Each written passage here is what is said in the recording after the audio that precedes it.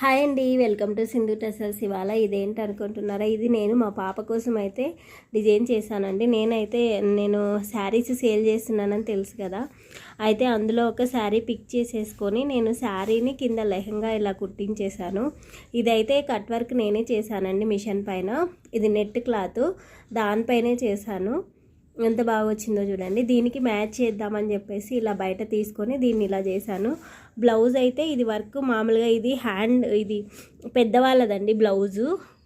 దీన్ని పిల్లలకి అడ్జస్ట్ చేసి నేను ఈ రకంగా తీసుకొని ఇలా చేశాను.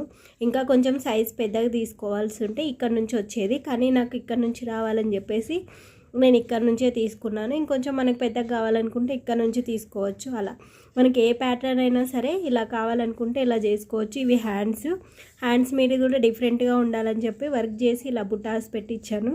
ఈ వీడియో మీకు నచ్చినట్లయితే